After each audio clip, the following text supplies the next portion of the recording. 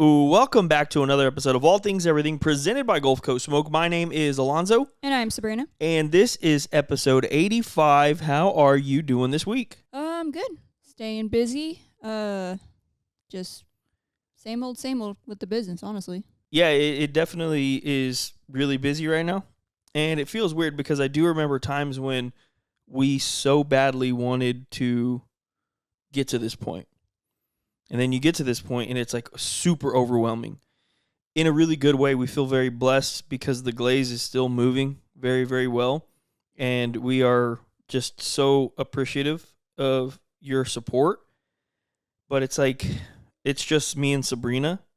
And it's just been really, really tough lately. And, you know, I have my day job, which, again, I'm very, very grateful for. But it's ramping up over there. It's getting a little bit busier over there as well. So, you know, today I got home a little bit late, not very late, but a little bit late. We're starting this a little bit later than we want to. It's definitely been overwhelming, you know, but we had a long conversation yesterday and we know that this is something that's necessary in order for us to reach our goals. There's going to be ebbs and flows in our business, right? It's going to be really good. Sometimes it may unfortunately not be very good, but we just got to figure it out and we have to continue pushing forward. So it has been very busy. We've got a lot going on. We haven't been able to film as much content as we want. And I told you yesterday, just because I have so much, I don't know what the word I'm looking for is, I have so much expectations for us for what we need to do and how we need to do it, that I would say that even though we had a successful glaze launch, our content has not been where I wanted it to be. We haven't been putting out new, unique shorts as much as I want. We haven't filmed as many long-form videos as I would like. We just haven't done what I wanted to do. That doesn't mean that we are failing or we're going to fail. It just means we've got to figure it out. So if you guys are going through tough times, if you guys are, you know, feeling like your back's against the wall, remember that you do need to figure it out. And there's nothing wrong with that. You know, you're going to go through these, like I said, ebbs and flows in life like we are with our business. And you have no other choice but to quite literally figure it out. So hopefully you guys get the help that you need in order to figure these things out, whether it be with your business, you know, your relationship, your job, whatever it really is, because I'm very, very grateful that I have a great partner in Sabrina that is going to help me figure it out. And we will take some time to really figure out how we can, you know, continue to advance the business forward while remaining being good parents, while, you know, being good to each other as husband and wife and everything in between. But it's definitely been you said everything's been okay. You've been busy, and not saying that it hasn't been, but I wanted to keep it a little bit more real because it's definitely been, there's been a lot going on lately and it feels like every second of every day as of late, there's been something to do. Yeah, for sure. I mean, November, December, January are usually just very busy for us, especially with, you know, the turkeys all of November. December, we have Christmas. And then, so, I mean, not even just on a business level, a personal level, we have Christmas. Then you got the new year and, you know, we decided to release a product. So it's just going to take a little bit of time to kind of get back in the swing of our regular content schedule. You know, even stories. I haven't uploaded a single story all year or a recipe card. And those aren't normal things for us, right? So we're trying to get back into a normal schedule, as I think most people are, especially after just the holiday break. Mm-hmm. Not even like it's the same situation as us, but just in general, most people have to get back in the swing of things. Our kids have to get back into the swing of things of you not being home and getting back on their school schedule. Like it's just this time of year is usually a little bit difficult. But, I mean, I have a lot of confidence that things are going to smooth out. We got some bumps right now. They're going to smooth out, though. And at the end of the day, I would still say it's a successful start. But, yeah, we have high expectations for our business and what we want to do. So I think the most important thing is just we talk about it. We talk about it pretty regularly. And we let it be known, like, hey, this was great, but this is still what we want to do.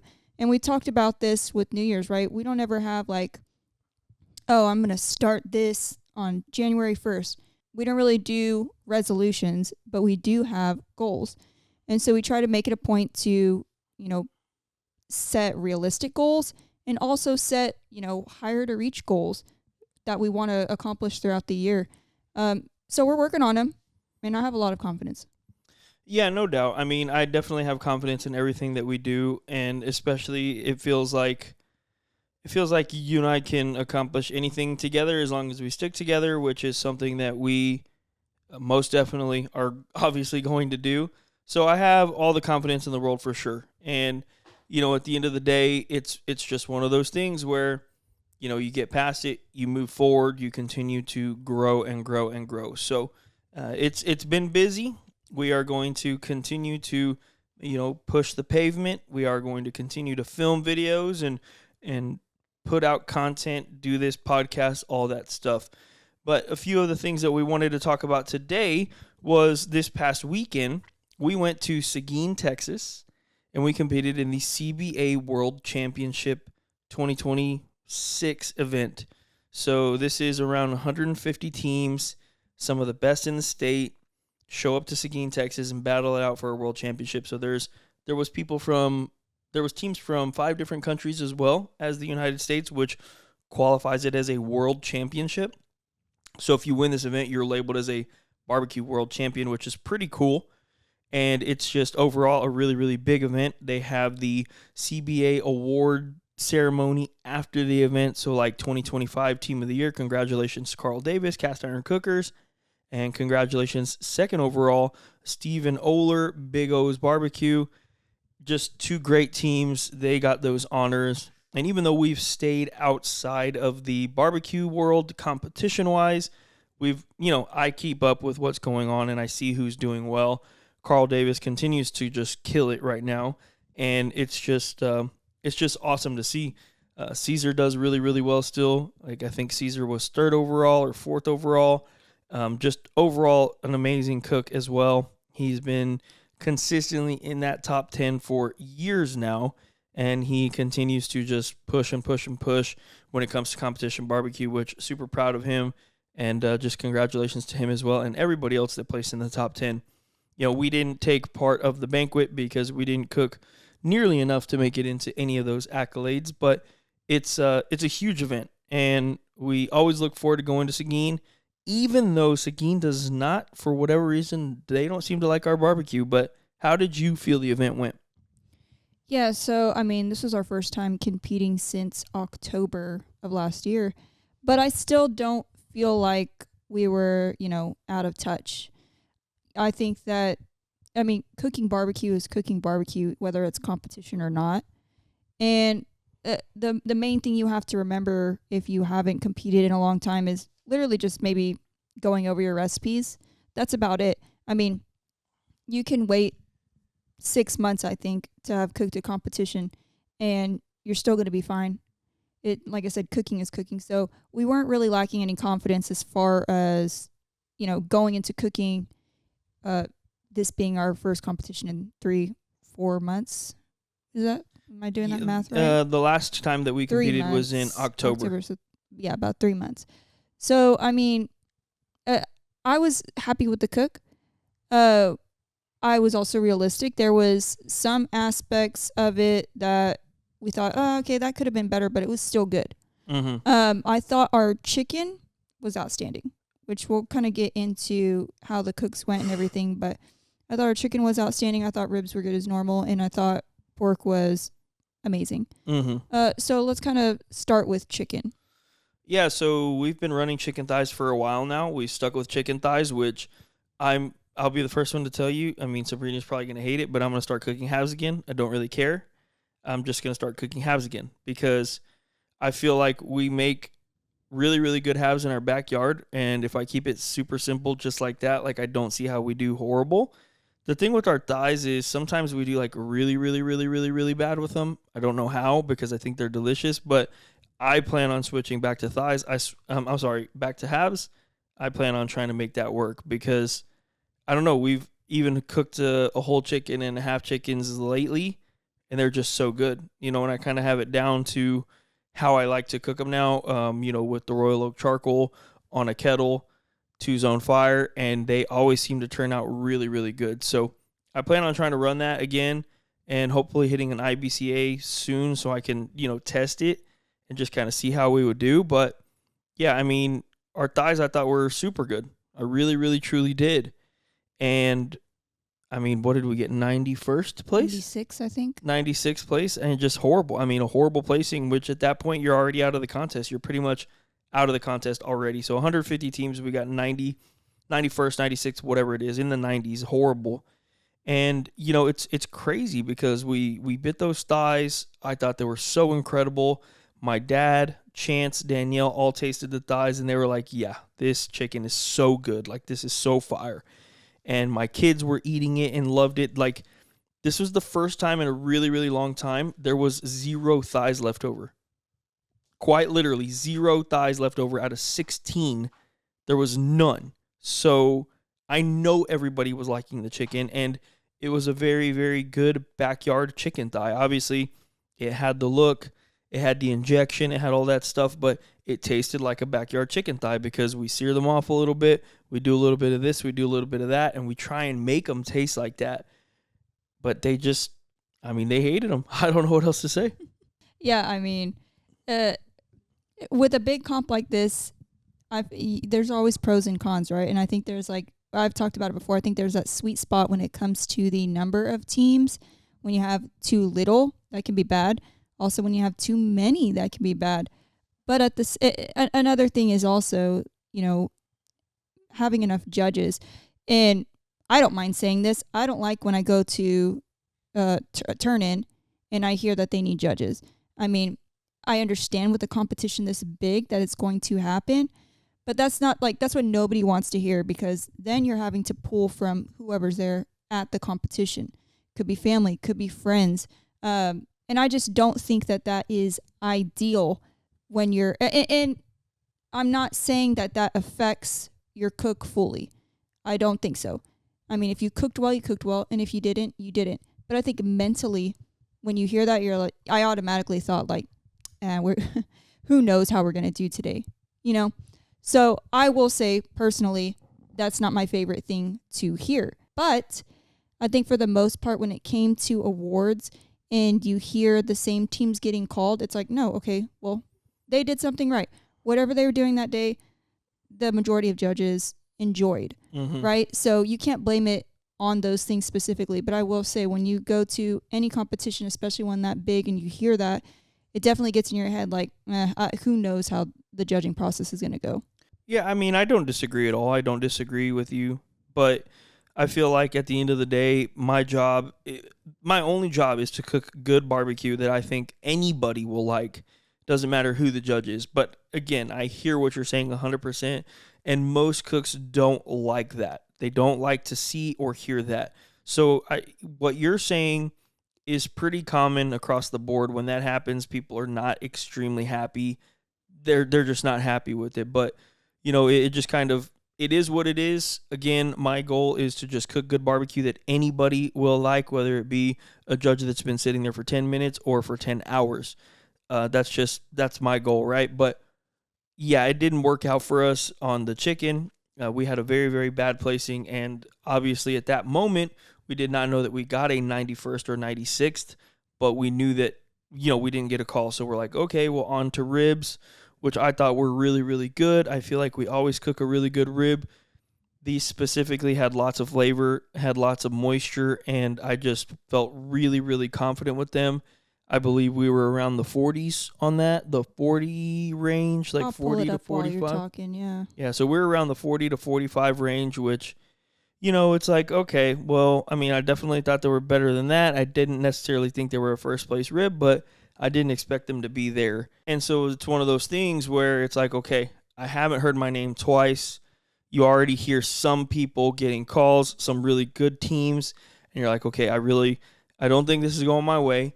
But I did think that pork was our best protein of the day. And, I gave some of my pork to Rini, good buddy of mine, and Bobby, good buddy of mine. And Rini, and Bobby, they were both telling me, like, man, that pork is fire. And, Rini told me after the contest, he's like, dude, when I tasted your pork, I legit thought, like, he's walking for sure.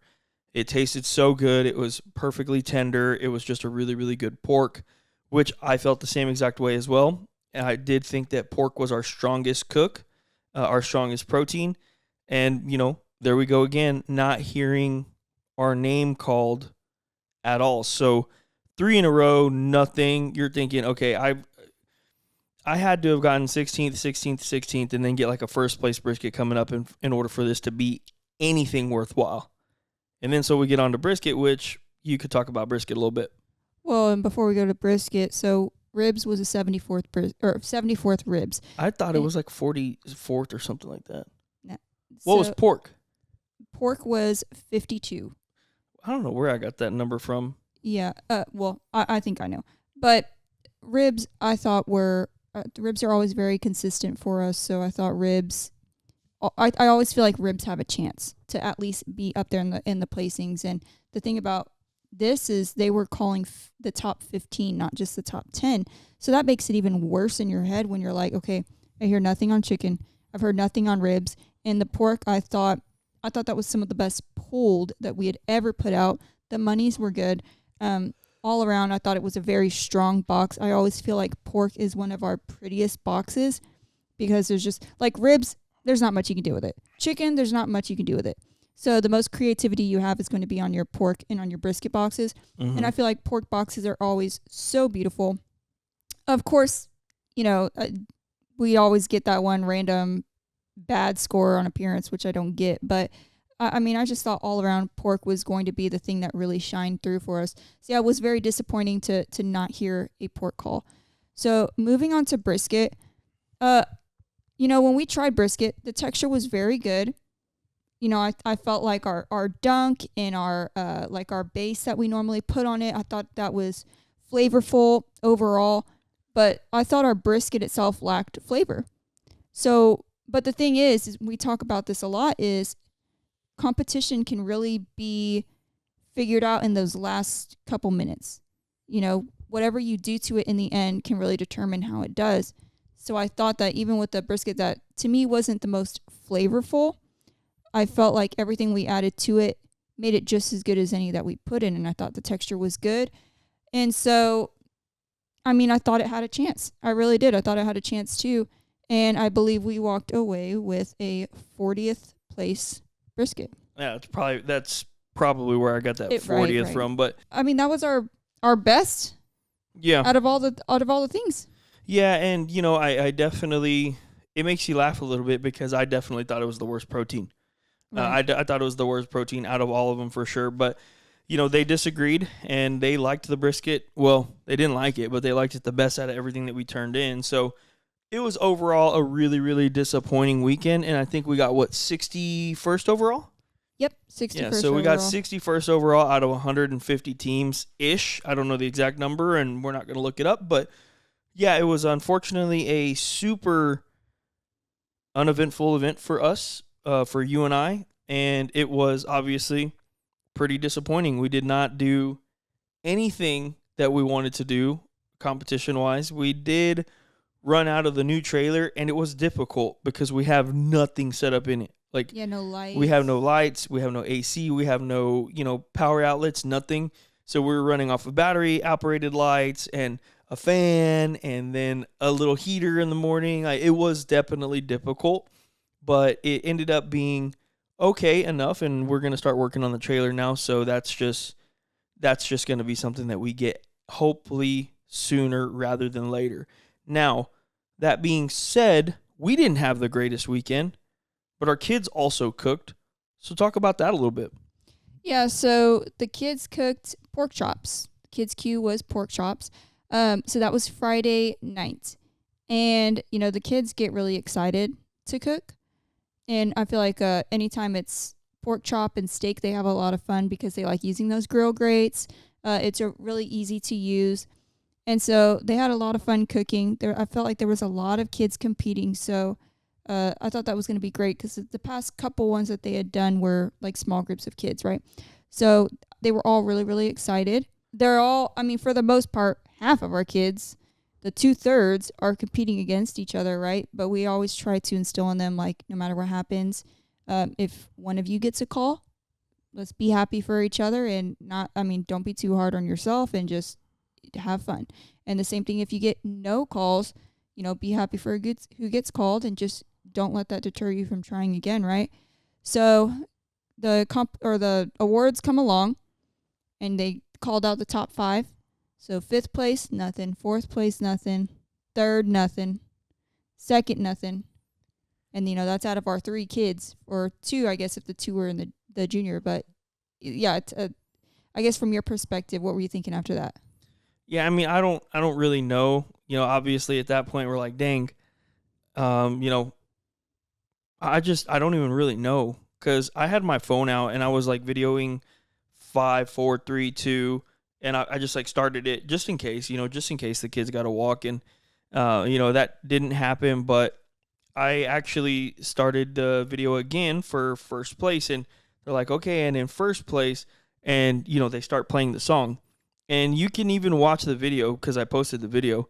It was kind of like a little bit delayed for me, maybe like a minute, maybe like a second and a half, and then I just quite literally start screaming like, oh, because it was our son's song, our son's walk-up song, and he won first place, right? So he won first place, pork chop with, it was just wild. The emotions of your kid winning is so much higher than we have ever felt. And yeah.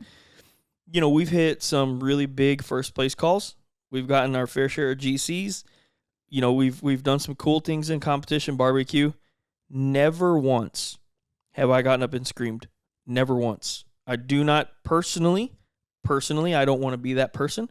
I'm not saying there's anything wrong with that person. Personally, I don't want to be that person. I like to pretend that I've been there before and just walk up, get my award. Maybe I'll do a little fist bump or something like that, but I don't scream. I don't beat my chest. I don't do anything crazy. That was uncontrollable.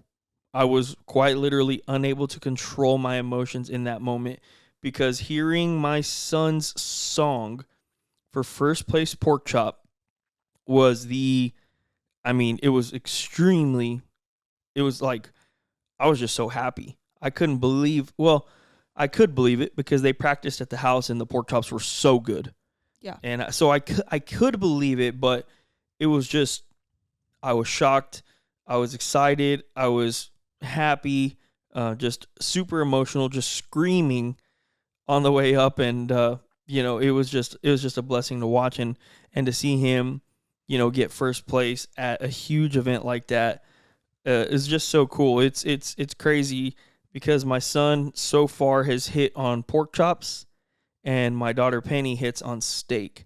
So, they cook similarly but a little bit different, and it's just one of those things. But yeah, for sure it was very, very, very emotional from my point of view, and I could not control my emotions. So if anybody was there and they saw me and you thought I was being annoying, man, I kind of don't disagree with you. And I apologize for letting my emotions get the best of me. But in the moment, I could not control it. And in the moment, I was just so happy for my son. I was so proud of him. And yeah, it was just a really, really cool moment. I mean, how did it feel for you? No, for sure. Emotional. You get teary-eyed and everything. You're right. There's just something different about when you see your kids try and succeed at something, right? And what makes it even funnier is just like Penelope, for example. She's very meticulous. She's particular. She's seasoning from high up. She's trying to be careful with her stuff.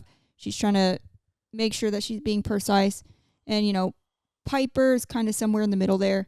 But our son, he don't care. He just throws the pork chop on there. He's whacking it. He's pouring way too much seasoning the majority of the time. Obviously he's not. Right. Well, the thing is, he's like pouring a lot and then he's scraping it off when he's flipping it or trying to press it down. Yeah. But he does not care. He doesn't really care about your opinion. Yeah, he wants to do it his way. Help. He wants to do it himself. So, which that's the thing that I really, really do like about the way that Alonso does it, is because he truly does. Like, he over seasons the heck out of that pork chop. I mean, obviously I'm wrong because he won, but he over seasoned it so much, and it's like, oh my gosh, you're just like, please stop seasoning. But you kind of got to let him do his thing. And then He throws it on the Weber Jumbo Joe, and he's like, I'm like, okay, press it down. Don't forget, press it down. And he just grabs his tongs. And we've talked about this before. He grabs his tongs and he's just quite literally hitting the top of the pork chop, like hitting it, like slapping it, basically. I'm like, dude, that's not what I mean. And while he's doing that, like he's rubbing the rub off. Right. He's rubbing. I'm like, dude, what are you doing, bro? Like, please stop. Like, because, you want to let him do his thing, but you're like, dude, just stop doing that, please. But then he goes to pick it up and he rotates and he's like rotating. He like rotates, but then somehow he's like trying to put the steak down the same exact way. And I keep saying steak, but it was pork chop. I'm sorry. And he puts the pork chop down and I'm like, son, think about your rotation. And he's like, oh, okay. So then he finally gets it and he gets he starts slapping the top of the pork chop again. And well, then he got his like perfect sear marks, and then we were telling him to pick it, like, hey, pick it up so we can go take it inside. And this dude flips it back over on his good side. We're like, no. Yeah, we're like, all right, because he had the thermometer, right? And they're probing it or whatever. Penny was probing hers and stuff like that, and then finally it's like his was done, and we're like, all right, buddy, go ahead and pick it up, and let's take it inside. Like he has the grill grate tongs, so it's got like the little prongs, but the tongs. And we're like, all right, buddy, just pick it up and let's go inside. So he picks it up, literally, and then he just flips it over and throws it back on the grill. We're like, no, you had the perfect grill marks, bro. Like, no, what are you doing? And then it's like, and then we're like, pick it up. But he's like, oh, like he's panicking because I'm panicking and Sabrina's panicking. But it's like, he just doesn't care. He really doesn't care. I mean, he cares. He does care. I know that sounds weird, like he doesn't care. No, he does care. He has his way to do things and he wants to do it his way. Like he doesn't care that mom and dad cook a lot and we know what we're doing or we think we know what we're doing. He wants to do it his way. And that's one of the things that I will say I really, really love about him. Penelope and Piper, they're a little more timid when it comes to that. And they do kind of like look over their shoulder like, am I doing this right? Whatever. And we coach them. We coach them through it. The only thing that I do with Kids Q, and I've openly said this before, and, if we're not allowed to do it, I mean, it is what it is because I don't feel comfortable with my kids picking up the chimney of charcoal and throwing it into the Jumbo Joe. I don't feel comfortable with that yet. So I throw that in there, and then I put their grates on. That's all I do. Other than that, they're throwing the steak on, they're rotating it when they want, they're pulling it when they want, and they sauce it and glaze it and season it exactly how they want. So they just, the girls are a little bit more like, okay, what do y'all think, mom and dad? And we're like, hey, just flip it, do what you do, But Alonso, he's really into it, and he's really like, no, I'm going to do this the way I want. Like, he was dead set on how he wanted to use our glaze. He was dead set on how he wanted to season, and he was dead set on how he was going to get those sear marks. And it ended up working out for him. And I'm very, very happy for him. I'm proud of him. He won $500. He's already spent half of it. He wanted to buy a new camera, so he bought a new camera. He's been taking Polaroids of us and the family and things that he likes around the house. And so just really, really happy for him. And, you have kids and you love them so much, even throughout us having a really, really bad day. Like, it did not matter. I know that sounds stupid because, you spent all that money and you drove all the way to Seguin and you had a hotel and you did this and you did, how does it not matter? It was worth it. It was worth it to watch our son win that. It was worth it, that feeling that I got. It's one of those things, that you just can't, it's irreplaceable. The feeling is just, it's a huge high. And I would much rather get that feeling from from my son winning over us winning any day of the week. Yeah, when you see like the look on their faces when they get a call, I mean, that's priceless. I mean, he jumps out. He doesn't want, and he's talking about this beforehand. He's like, okay, well, if I get a call, I don't want anyone to hold my hand going up there. I'm going to go up there by myself. I don't care how far away I am. Like, that's his thing. And that's exactly what he did. He jumped out of that wagon and started, fast walking up there as fast as he could. Yeah. Yeah. And just to see them all excited. And then for his sisters, they're both excited for him too.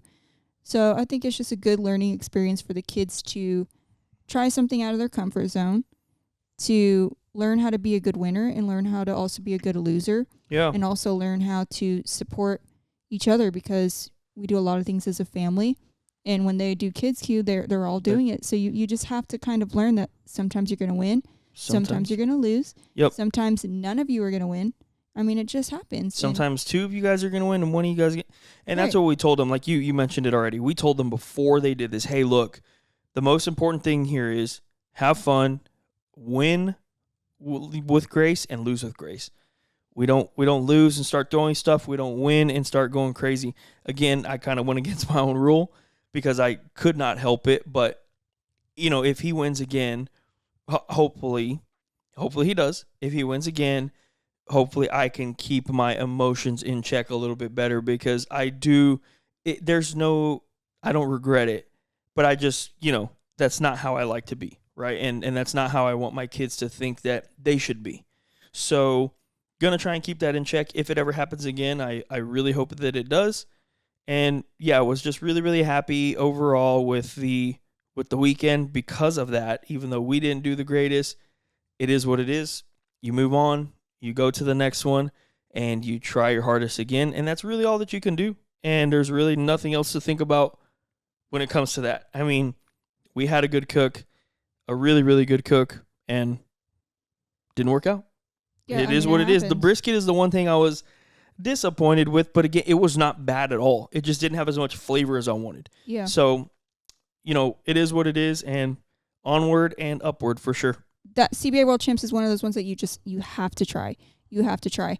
And so, moving forward, I know we're really looking into Smoking on the Rio. That's another one where it's just like, that's a big one. You just got to try. And like, win or lose, I like, whether I feel like, oh, that's not the sweet spot on like the number of teams, I'll always want to go to those ones where there's a lot of teams, because it feels so much cooler when you're there competing against everybody. When you go to turn in and everybody's there, we're all trying to turn in. That's when I feel like the competition is at its peak. No, I agree 100%. So Smoking on the Rio at this moment is the next contest that we're going to go to.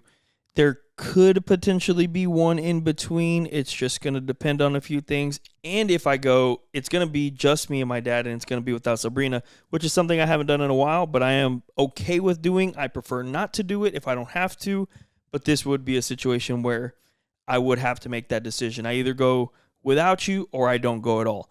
So we'll kind of see. The biggest thing right now is we've got two things that are kind of pending. We got to get the trailer ready, and Sabrina's mom is going to be visiting later this month. So that stops us from going to contests, that specific weekend or whatever. And then there's just a lot to do on the trailer. So I could spend the time going to a contest, or I could use that time working on the trailer. So it's really, really difficult to figure out which is the right one to do. We got invited to the San Antonio Rodeo from Carlo Casanova to cook in it, and we had planned on it fully, but we've got some stuff going on. Sabrina's mom's going to be here, and it's like, unfortunately, we just couldn't make it happen. Shout out to Carlo and everybody that's going in the Devil's River group. Really, really wish we were there, but hopefully next year there's another opportunity and we don't have anything going on. But sometimes you just got to make decisions, and, it kind of is what it is. So Smoking on the Rio right now is the next contest tentatively, and we'll just kind of see how it goes in between now and then. And you just never know. We might pop up and randomly want to do something, because I do want to be ready for Smoking on the Rio, but I don't know. I mean, there's not much to get ready with. I mean, we know, like Sabrina said, we know what to do. We know what good flavor profile is. We just got to go give it to them and see what they liked, or if they liked it, I guess. All right. So moving on, we had some questions on Facebook. Yeah. So I posted on Facebook just real quickly because we felt like this was going to be a little bit shorter of an episode. We wanted to give you guys some opportunities to ask some questions or bring up some topics that you wanted to talk about. And we had a few, so thank you guys for that. And I will say this real quick. So when I make a post on Facebook about if you guys have questions for the podcast, man, I would really appreciate it if y'all let me answer them on the podcast, right? I mean, it's all love. I appreciate every single one of you. It's all love, but, we got people answering the questions in the comments, And then so it's like, well, do I even bring the question up now? Yeah, you beat But us to it. yeah, you beat us to it, and the point of the post is to gain some content and have some good questions. I'm kind of kidding, kind of not, but And have you excited to listen to the podcast to for sure, hear the answer? it's right? a reason for the person that asked the question to come to the podcast and listen for the answer. So I would really appreciate it if you guys let us answer it in the podcast. I'm just saying, but I do love everybody, and I do really appreciate you guys being so interactive and trying to create a great community within Gulf Coast Smoke. Speaking of which, it's something that I've been thinking about a lot lately. I've kind of sort of talked to Sabrina about it, but you guys know, obviously, this year we decided to go with a no pro team for the competition circuit. I'm looking to build something even bigger than that. I'm looking to find a way to start a community within Gulf Coast Smoke that is filled with people that cook in the kitchen, people that cook in the backyard, and people that cook in competition barbecue. How we can do it, I haven't figured it out yet, but it is something that is actively on my mind, and look for ways to join this community. Look for ways to be involved in what we're doing, to, be centered, have a lifestyle centered around cooking great food for family and friends. That's all I'm going to say about it. But let's get into some of these questions. The first one comes from Daryl Delancey, who I have to just say for just a quick second, Daryl has been following us for a really long time. He's been commenting on the YouTube videos. He's been very, very supportive. He purchases the products. And I just want to say from the bottom of my heart and soul, I genuinely appreciate you, Daryl. It's one of those things that, like, without people like you, we don't have that community, that foundation of a good community that Gulf Coast Smoke is trying so hard to build. So we really, really do appreciate you, Daryl. I appreciate you for, again, being a customer, being a friend, and being somebody that really supports the movement that we're trying to push forward. So Daryl asks, with the success of the new glaze, do you plan on releasing the other soon, or any of the other products that you have planned to? Love the glaze, by the way. So first and foremost, I'm extremely excited that you love the glaze, and I will say that we have gotten some very, very, very good feedback on the cherry pineapple glaze. And, I don't want to say I expected it, but man, I know it's a good product. I know you guys will love it if you try it. If you have any crazy ideas on how to use it, man, let us know for sure. But what do you think? With the success of the new glaze, do we plan on releasing the other one soon, or any different products that we have in the pipeline? Like, what's your insight on that? Yeah, so we have another flavor of the glaze that we have worked on that we want to get ready to put out after this one, because as you said, is this a good is a cherry pineapple a great product? Yes, we believe in it wholeheartedly. The thing is we didn't really know how well the people were going to receive it, because a lot of the times these products get perceived as a competition product, and that's not all we are, and that's not all our products are. Now, they're great for competition. We want you to use them for competition, but that's not all they're for. They can be used in the backyard, they can be used in the kitchen, and that goes for all of our seasonings, all of our products across the board. Sure. So you just never know how the people are going to perceive it. So with it being so successful, yes, we do want to release the other flavor. We have, a sauce in mind. We have other products that we've kind of sneak peeked before, seasonings that we want to put out as well. But I do think that, as a business owner, there has to be some sort of strategy of when you put these products out. It's not just as simple as like, all right, this one's ready, time to go. Yeah. And so I think the order of the release also matters. I think, putting these glazes out back to back is going to be a great thing, because if you're already using these glazes, now you're becoming more experienced with them. You know what to expect with them and how to use them. So I think that makes it the perfect time to release the next one. So yeah, it's definitely motivation to keep releasing products. Every time you guys go all out and purchase as many as you have, it's a great feeling, not just because of the sales, right? It's a great feeling to know that you guys are really loving the product, because at the end of the day, since the very first products in Southern Hospitality, we've always just tried to make products that we love and we hope you love too.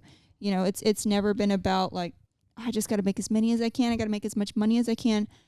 We're trying to make products that we love and trust in our kitchen and hope you do the same, right? So we want lifelong customers. We want people that are going to trust our products for years to come. Yeah. So we really want to put out something and keep putting out things that you guys are going to be able to use, for forever. I wholeheartedly agree with that. I 100%. There's really almost nothing more to say. That being said, we do plan on releasing more products this year for sure. That is the plan. But like Sabrina said, we have to do it strategically. Just because this one's been successful and we know we can roll into the next one, we don't necessarily want to do that. We do want to kind of feel the market out a little bit. Right now, sales are going great, but how are they going to continue going like that? Are they going to go up a little bit? Are they going to go down? We really have to figure out how and when to do these things. But we do 100% want to and plan on releasing more products this year. So I think that the answer is yes, we do plan on releasing it soon. I don't know about soon, but we definitely plan on releasing it this year and hopefully some other products as well. So stay tuned for that. Manuel Orozco says, if you haven't talked about it, how excited were you this weekend? What y'all hit for the kids' queue and what was going through your mind? Congratulations on the huge call, which, yes, we did kind of talk about. It would have been nice if our son wasn't, asleep out in the living room right now. That would be a perfect time to get him on to say what he thought about it. Yeah, I mean, I'll quickly say one more time, super emotional. 100% I had to force myself not to cry. Yeah. But, it was just a very, very, it was an amazing feeling. And I'm just super proud of him for having enough courage to go out there and cook and try something. And, yeah, that's really all there is to it. We talked about that a little bit earlier, Manuel. So really appreciate the question. And, yeah, it was incredible. Sean Trainer asks, would Gulf Coast Smoke consider sponsoring kids? Yeah, for sure. I think and we talk about this a lot with Kids Q in general. Like anytime you can bring your own stuff, you feel like it just helps so much, right? So especially with the kids, we don't want them to be out there trying to scramble up seasonings to use.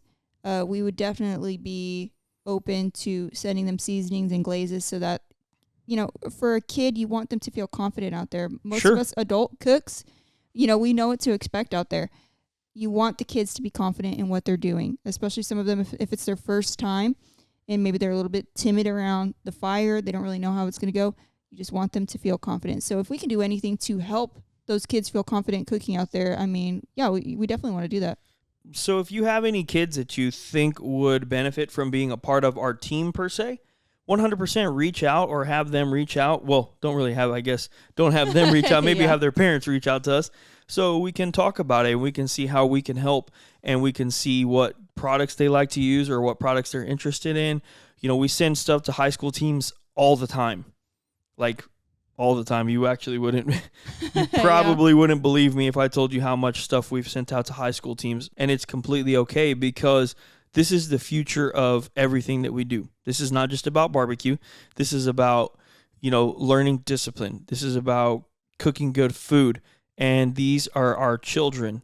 And so we're 100% down to help in any way we can as long as we can. So yes, Sean, if you know of anybody that is interested, reach out to us for sure.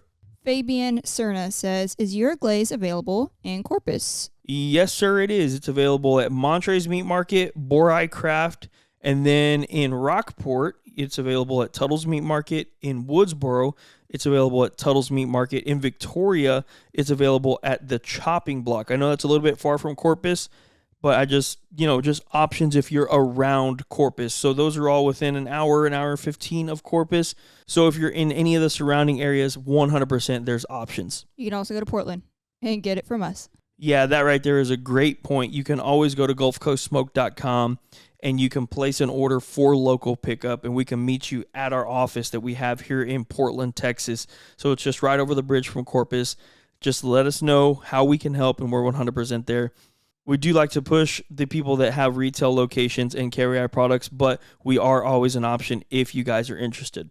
And I think this is actually a perfect time to, let you guys know when you place a local pickup order, be prepared to receive an email from one of us that's going to... It's going to be from Sabrina. It's going to be from me. And it's to schedule your pickup time.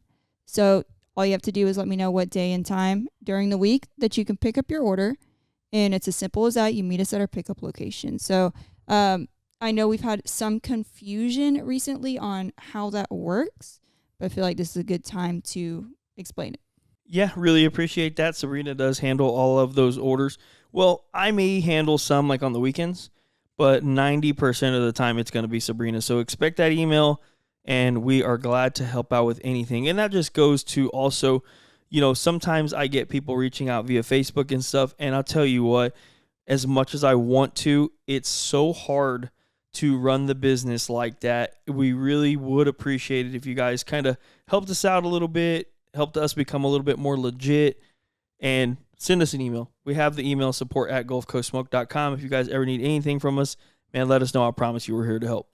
And the next one is from Jose. He says, one of the issues I've had with making a brisket is really getting that gorgeous dark bark.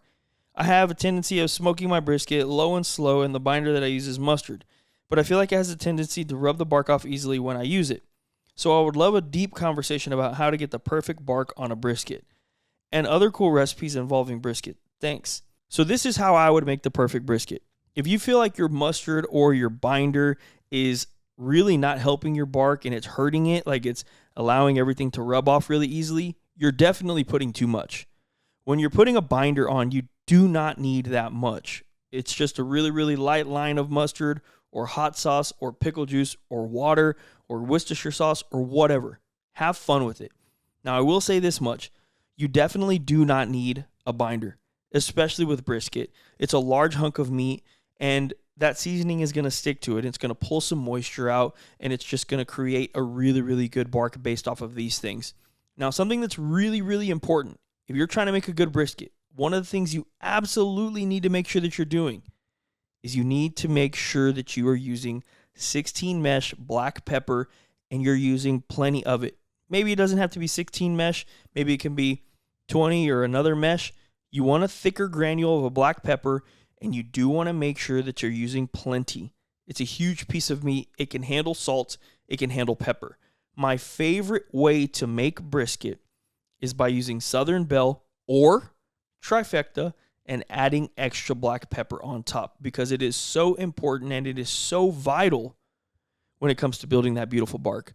Now, that being said, there's so many things that you have to take into account when you're making a good brisket.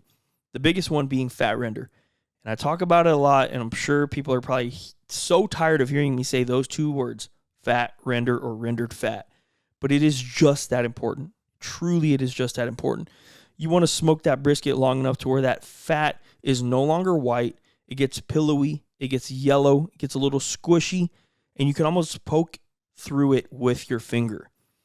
And at that point is when you want to wrap. You don't want to wrap too early, because when you're cooking a brisket, you're actually pushing moisture out of the brisket, right? If you wrap too early, your brisket is continuing to push moisture out, which is going to hurt your bark in the end. Now, the other thing is you got to think about how you're wrapping it, right? So are you using foil? Are you using butcher paper? Are you going no wrap? Are you using a foil boat? What's the method that you're using? Personally, I love the foil boat because it allows me to keep the bottom of that brisket really, really soft. I throw some butter. I throw some beef broth in there. That adds a little bit of flavor, keeps the bottom soft, and then it allows the top to continuously get hit with heat. It continues to render that fat throughout the cook. I really love a foil boat brisket. That's specifically my favorite way. I'm not saying that's the right way. That's my favorite way, and I feel like we've really kind of gotten it down to where we feel like we can make a pretty darn good brisket every time that we cook. That being said, you do want to probably look at your binder. How much are you using? It almost sounds like you're using a little bit too much, and make sure to use plenty of black pepper. Don't be afraid to go no binder, but I would say look at those two things first for sure. Yeah, and it also could be maybe usually when we open a Packer style brisket, we're patting off some of that. It looks like blood, but I don't think that's the right term for it. But we're patting some of those liquids off that it was in that packaging with before we decide to put a binder. So make sure if you're adding a binder, if your brisket's already like wet from the stuff that's in the package, yeah, it's probably going to make the binder really, really runny. So either opt for no binder or make sure you're patting all that excess liquid off of it before you add your binder. Yeah, I think some more great tips when it comes to brisket. Man, if you ever want to, seriously, I'm leaving it open. Shoot me a message on Facebook Messenger, and we could talk about brisket a little bit more. That being said, it's obviously getting a little bit harder for me to keep up with every single message, but I promise you I will absolutely try my best. I love talking about barbecue. I love talking about brisket, ribs, whatever. So let us know, but hopefully that information helped you a little bit. Xavier Gonzalez says, how do you manage time in a cook-off? I mean, I think, first of all, this starts with a conversation. If you have a teammate, a partner, if it's your wife helping you, we usually talk about our timelines beforehand, especially depending on which competition you're going to. If you're doing an IBCA where the turn-in times are going to be slightly different, or a CBA where it's going to be, another extra turn-in as opposed to that IBCA, or if you're doing KCBS where it's a 30-minute turn-in windows. So I think first talking about what are my turn-in times, how long is each of my proteins going to take, do I want them to rest, and how long do I want them to rest? Do I want to worry about trying to get them finished super early just so I can get a rest, or do I just want to make sure that they're bare minimum done? So knowing how long, for the most part, your proteins are going to take, sometimes it's not going to go as planned. I mean, we had some issues this past weekend with the weather. It was really, really cold. So, of course, there's always the chance that things are not going to go to plan. But having a plan to start out with is always good. But that just takes the conversation of, okay, I need to sit down and actually think about how long are my proteins going to take? When are my turn-ins? Ideally, when do I want to pull them off? Yeah, no, I agree with Sabrina. I do think that you do want to have a solid plan, but sometimes things just happen, and you can't always predict what's going to happen. That being said, personally, I like to make sure that I have enough time to rest the meat, because if I have all my proteins done, then I'm not panicking in the end. I can do my sauce setting. I can let them rest a little bit, kind of calm down that cooking process, and I can really get into my finishing process on all of my proteins. So we have a finishing process on every single protein: chicken, ribs, pork, brisket, chicken halves, money muscles only, pulled pork only, brisket burn ends. There is a process for everything, and obviously every single one of those things takes time to do. So I like to make sure, like, for example, I need my ribs and everything to be done. I need my pork to be done when, obviously I already start working on my ribs, because my pork, as soon as I turn in ribs, I start working on that. So I need it to be done, and I need it to be there resting already, because I can't have it on the pit anymore, because my process takes me to, hey, you got to start working on pork now. That's just my process. So everybody's is different. If yours is similar, where you take almost a full hour to process your pork, I do, right? I do. It's just what I do. And I feel like it does. I really, truly do think it makes for why our pork is so good. And we do specific things that I think keep it really, really hot, get it really flavorful, and just make it one of our more successful proteins. But I have to have my stuff done in order for me able to do that. So just think about those things. I would say get a good timeline, write some notes, figure out really, really within 30 minutes, because every piece of protein is different. Try and think about how long it's going to take you to cook these proteins. If you can, man, maybe trim your meats to around the similar amount of weight, so hey, this is going to take me X amount of time, et cetera, et cetera. So just think about those things, come up with a timeline, come up with a game plan, and it is what it is. Yeah, and one of the things that you do is you have an alarm set for things. So that's where I think a practice cook, I don't think practice cooks are very necessary if you are a seasoned cook, but I think they're necessary for your first time if you're trying to get that timeline down, because then after that you can say, okay, this on average takes about this long. Then you can set your alarms like we do. Okay, I have to wake up at this time to start the fire. This time the brisket goes on. This time I have to start this drum. So I think those are going to help you out a lot. So that way you're not trying to remember every single time, wait, what do I do right now? You have those alarms, and you already know, okay, that's the time I have to start this, and so on. 100%. And so for me, it is very important for me to get up at the same time, for me to start the pit at the same time. I like to season at the same time. So like I have a timeline for everything. Right? Now, do you need to be that anal? I don't know. It's just how I like to be. I mean, Sabrina knows me. I get, a little OCD about stuff. Even like when it comes to being in this room right now, right? Sometimes I will literally just get like a weird itch to where everything has to change. I'll move. I used to do it a lot. Like before we had kids, and Sabrina can attest to this, I would come home randomly from work one day and I'd be like, I don't like where that computer is.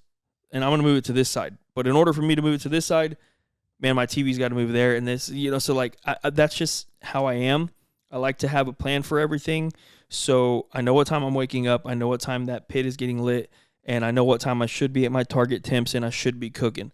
So just kind of think about those things and just really get your game plan going for sure. And our last question comes from Jonathan Burnett. He says, being a successful competition team is one thing, but seeing your kids enjoy it and succeed has to be better than a GC call. Congrats again on the little man. Yeah, thanks, Jonathan. Really appreciate that. And shout out to Jonathan. I really enjoy him as a person, a really, really great dude. And it means a lot. We're, again, very ecstatic for it. And I agree with you. I would take my son winning over me every time, all day, every day. My daughters, too. Just because he got this last win, I know this is going to sound crazy, but I hope he doesn't get them all because I want him to learn how to lose too, right? And hopefully some of the girls get some of those wins. And, it's a little bit of an uncomfortable feeling for sure. 100%. Yeah. There's no doubt about that, right? I mean, Sabrina and I play Mario Kart, and it's like, if I beat her, I'm sure she don't like it. If she beats me, which rarely happens, I don't like it either. Happened. It's just the truth. Yeah. You're a competitive person. I'm a competitive person. Like, why would I want to lose to you in anything? I'm sorry. It's just not. Right.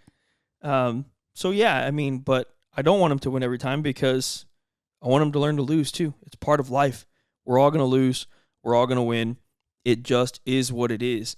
And, that's just kind of where we're at with it, right? So don't forget, I had Caesar texted me today, and he said, hey, that saying, that quote that you said last podcast, was that your quote or is that something that you heard? And it was the quote where I said, the life you want is on the other side of all your insecurities. The person that you want to be is on the other side of all of your insecurities. And I told him, I said, I heard it on the internet. I don't remember the exact quote. So I just kind of say it the way I want to now. So I kind of, even right now, I said it two different ways, right? So the person that you want to be is on the other side of all of your insecurities. Never forget that. And I told Caesar this exact same thing today. It's like, that's why I'm in a different spot in my life than I've ever been before. And I mean that truly. Whoever is with us, I love you and I appreciate you so much. You've got no idea. Whoever's not with us, that's fine. You move on, you do your thing. I'm doing mine. You're not going to be able to stop me no matter what you do. And they can't stop you no matter what they do. If you have a goal and you want to do something, nobody, their hate, they're making fun of you, nothing, they cannot stop you. I promise. There's going to be a lot of hard things in life. They're going to continue to happen. Sabrina and I were having this conversation last night about how we feel that things are hard for us right now, right? But choose your hard. They're going to be hard for us because we're grinding, or they're going to be hard for us because we don't do a damn thing, right? So what are you going to do? How are you going to be? Who do you want to be, right? I'm not trying to get like way too hyped up here, but it's just the truth. Like, who do you want to be? And what are you going to do about it? Nobody can stop you if you don't stop yourself from achieving your goals. The person that you want to be is right on the other side of all of your insecurities. Let's get it. I don't even care at this point if Sabrina has anything else to say. We're done with this episode. Love you. Oh, I'm good. Nah, that was kind of a joke, but I was just like, I'm amped up, Yeah. But, yeah, great episode. Great finish to the episode. Go out and do something badass today. Seriously. We love you guys. Wait, subscribe to the channel and share this podcast. And if you're going to a contest this weekend, win it. We're not going. We're going to film content in the backyard. We love you guys. We will see you on the next episode, and you will hear us on the next episode. Peace. I can't do the whistle anymore. Remember I used to do the whistle? You can't do it anymore? Not as good as I used to. I used to do the whistle when I would do the S's. Definitely not as good at it. Love you guys. Peace.